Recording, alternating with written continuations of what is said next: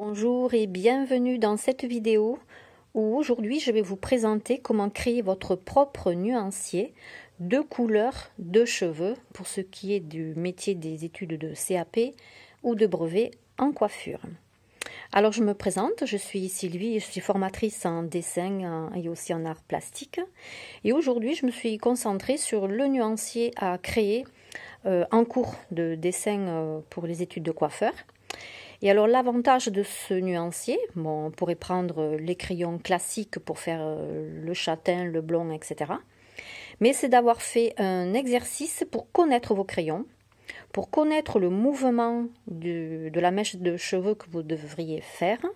Donc ça vous permet d'avoir un raccourci pour atteindre votre objectif à l'examen, si c'est ce que vous allez passer cette année, ou du moins l'année prochaine, si c'est votre cas.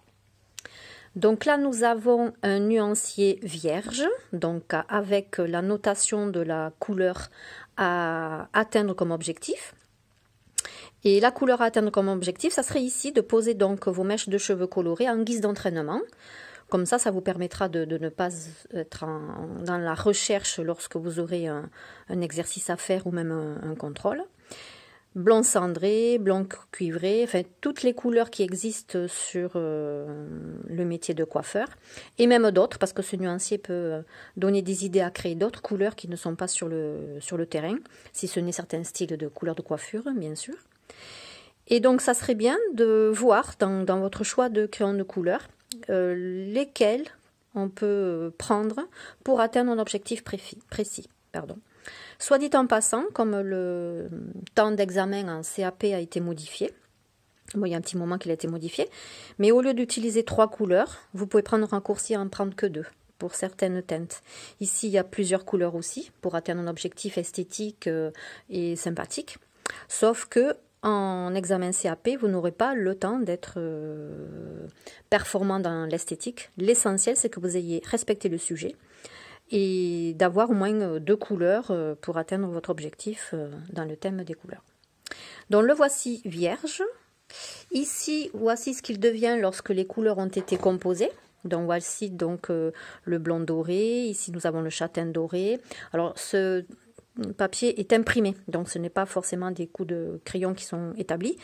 Ça a été imprimé par mes soins, bon, le coup de crayon il a été fait dessous. Et alors le fait d'avoir votre nuancier de couleur, voyez, on a déjà un dégradé de teinte entre le blond et l'acajou, un dégradé de teinte avec les châtains et le brun corbeau, et encore là, ça mériterait d'avoir un peu plus de noir. Et tout ce que vous pouvez faire avec vos crayons de couleur, avec peut-être des verts, s'il y a des mèches à faire sur des coiffures de couleur, avec les verts, les bleus, les violets, etc. Alors à quoi ça va vous servir si vous ne dessinez pas encore un dessin coiffure ou ceux qui l'ont fait déjà mais vous n'êtes pas passé par cette étape? Et bien tout simplement pour prendre des raccourcis en ce qui concerne des mèches de colorées. Donc si cette mèche, admettons châtain cuivré, a été faite rapidement, tout simplement parce que le nuancier a été mémorisé, exercer déjà à la base. Alors le fait d'avoir des bases, ça permet de prendre un travail beaucoup plus vite, plus assuré, et ça vous permet d'avoir un objectif plus pratique à atteindre lorsque vous avez les bases. Donc là aussi, on a le brun corbeau sur des mèches entrelacées. On a donc les teintes qui sont déposées, à commencer souvent par les clairs et vous finissez par les foncés. Donc voilà le plan de travail, un nuancier à exploiter. Donc à gauche, il y a donc les teintes avec crayon de couleur approprié pour chaque couleur. Et on va faire cet exercice. Soit dit en passant, le nuancier est une couleur très variée, donc on ne va pas imposer la qualité de crayon. Et dans le monde de la coiffure, un nuancier classique, c'est ça. C'est-à-dire que vous avez des teintes de cheveux bien précises. Si à l'examen on demande ou votre professeur veut, admettons, des marrons cuivrés ou des marrons très foncés, vous savez d'avance, grâce à cet exercice, quelle est la qualité de vos crayons. Là par exemple j'ai un marron avec du noir. Est-ce qu'avec ces teintes je peux avoir un objectif facile à atteindre selon la demande donc du sujet? En général, c'est oui.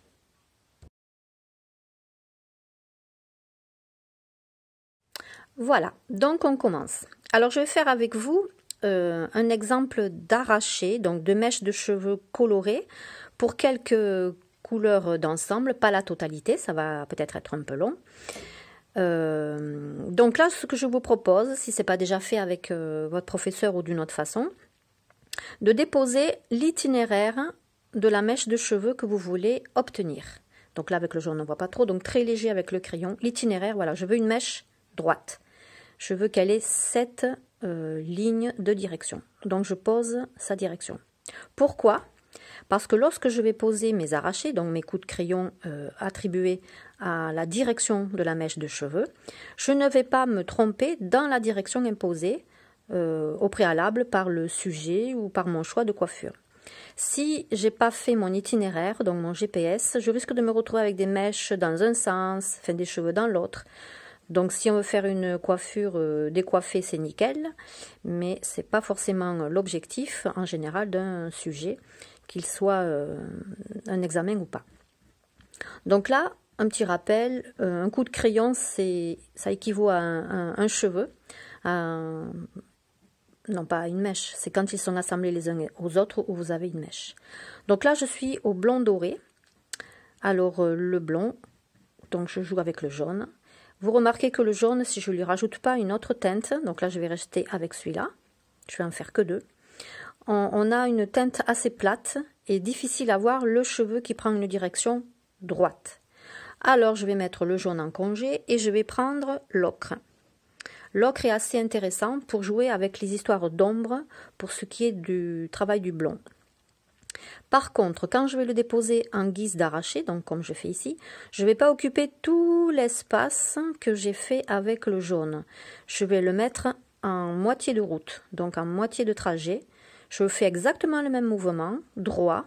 Par contre, je ne vais pas jusqu'au bout pour que mon jaune, qui est donc le blond en premier, soit le commandant. C'est lui qui commande, donc c'est lui qui va occuper une place plus importante. Par contre, mon ombre compte énormément aussi. Pourquoi? Parce que l'ombre et la lumière créent le volume en coiffure. Donc vous allez créer quelque chose qui va être bombé au fur et à mesure que vous posez vos couleurs claires ou vos couleurs foncées. Donc là, pour une petite mèche droite, c'est pratique. Mais lorsque vous aurez des mèches ondulées à faire dans un autre travail, mais ça sera exactement le même exercice, sauf qu'il vous faudra respecter le mouvement, le GPS que vous aurez mis dessous avant de mettre vos couleurs. Voilà pour le blond. Alors, au lieu d'en mettre 3, j'en ai mis 2, puisque le sujet d'examen en dessin, au lieu d'être en 2 heures dans le passé, il est un peu raccourci. Bio, techno, dessin en 2h30. Donc, on fait en sorte à ce que notre dessin soit quand même réussi, mais en un temps plus court. Le blanc cendré. Le blanc, c'est quelle couleur? C'est le jaune. Le cendré, c'est quelle couleur? C'est le gris. Eh bien, je ne me casse pas la tête, je prends les deux en fonction. L'idéal, c'est que j'ai vraiment la différence entre les deux.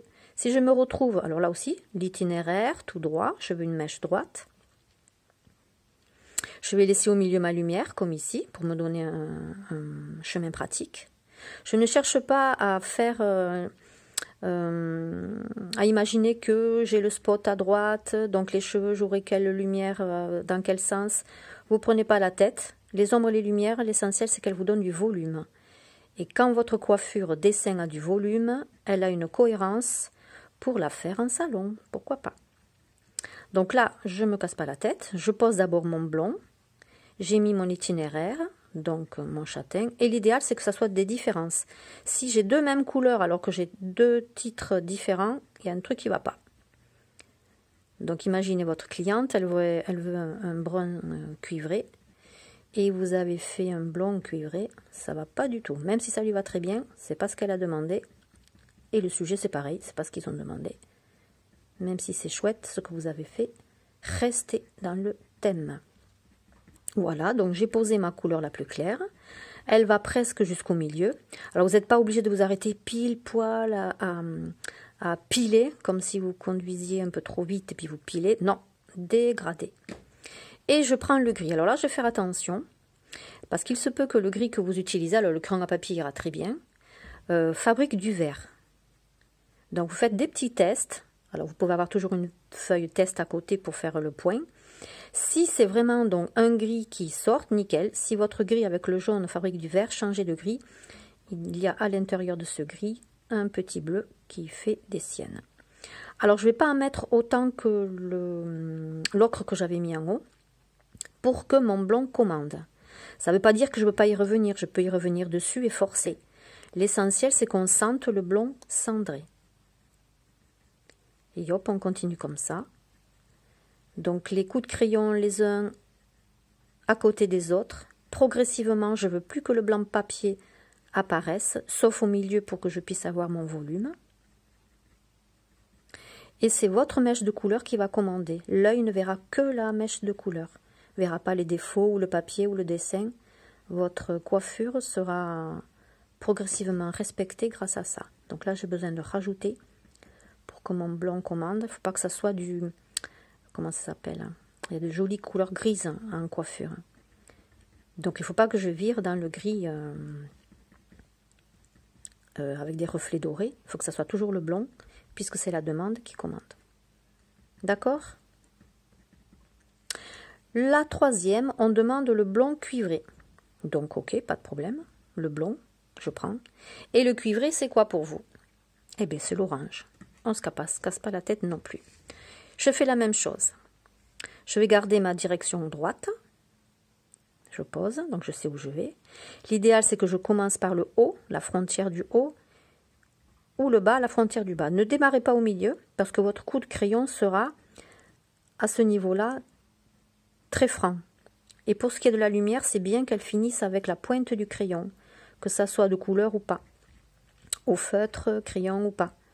Le fait que votre mouvement finisse en pointe, ça vous permet d'avoir une lumière dégradée, ça fait très joli. Si je commence ici, je vais avoir un trait très marqué, et je vais avoir du mal à marquer une lumière plus fluide. Et puis ça vous permet aussi d'avoir un raccourci, c'est fait en 3 secondes, mais je ne vais pas faire tout le plan, je vais le finir tranquillou, et je vais vous laisser le finir vous aussi, parce que en fin de vidéo, vous pourrez télécharger le nuancier vierge. Alors blond cuivré, j'ai en premier le blond, donc je commence par lui. Si j'ai en premier le blond et qu'une cliente me demande un blond cuivré, ça veut dire qu'elle veut d'abord le blond avec du cuivré ensuite, c'est pas l'inverse.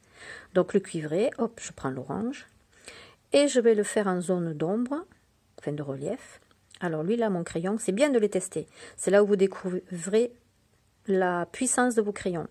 Là, il ne faut vraiment pas que j'appuie parce que le peu que je fais, c'est déjà très puissant en pigment.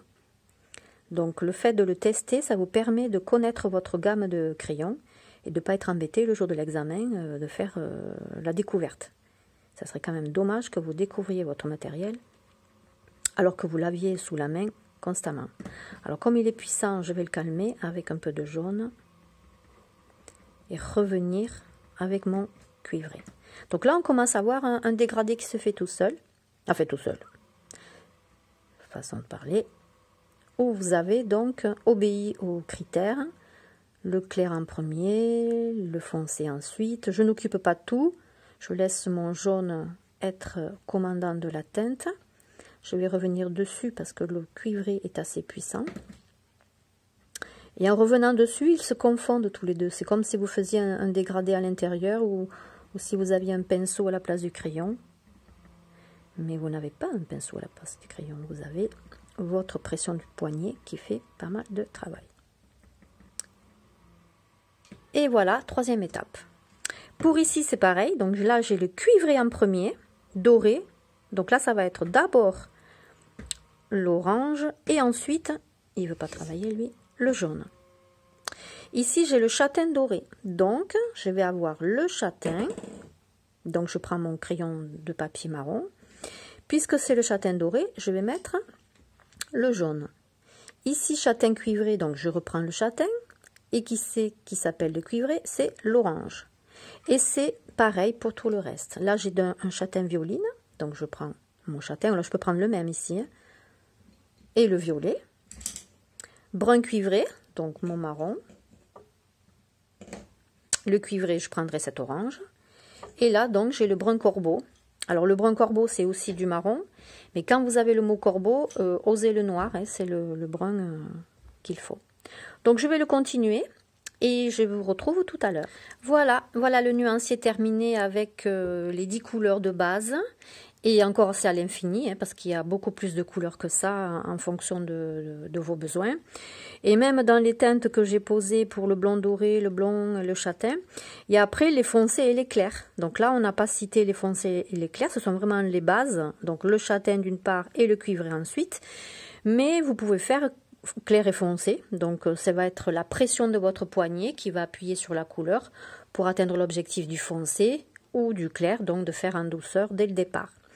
Voilà, donc pour cet exercice, et le fait de vous y atteler, ça va vraiment vous permettre de prendre des raccourcis. Admettons, si vous voulez faire un sujet dans les châtains dégradés, vous saurez d'avance quelle couleur vous allez pouvoir utiliser pour atteindre cet objectif. Pourquoi? Parce que votre nuancier vous a rendu service.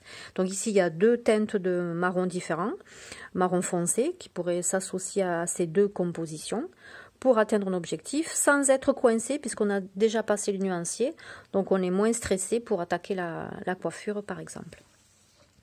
Alors en téléchargeant ce nuancier vierge, vous aurez un plus derrière, je crois, enfin c'est moi qui l'ai derrière, le cercle chromatique à bâtir vous-même. Alors vous-même, il y a une autre vidéo que j'ai conçue avec le cercle chromatique, toutes les explications. L'idéal c'est que vous le fassiez aussi. Alors, je vous montrerai plus tard si c'est nécessaire, à quelle occasion ça va pouvoir être utile. Là, le nuancier, c'est la création de vos couleurs. Et ici, c'est l'astuce d'avoir l'idée des couleurs primaires, secondaires, tertiaires et évidemment les complémentaires qui peuvent être utilisés dans les couleurs coiffure.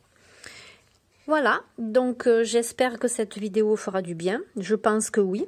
Déjà moi, le fait de l'avoir créé alors que je connais, ça m'a fait énormément du bien. J'ai pas vu le temps passer, surtout en cette période. Alors je sais pas, enfin moi dans la période où je l'ai monté, c'est la période du confinement. Et donc c'était un très bon moment pour me détendre et ne pas voir le temps passer dans la création. Donc faites-en autant, confinement ou pas, parce que la création fait du bien à la tête. Voilà, et bien je vous dis à bientôt. Et bon courage et bons exercices.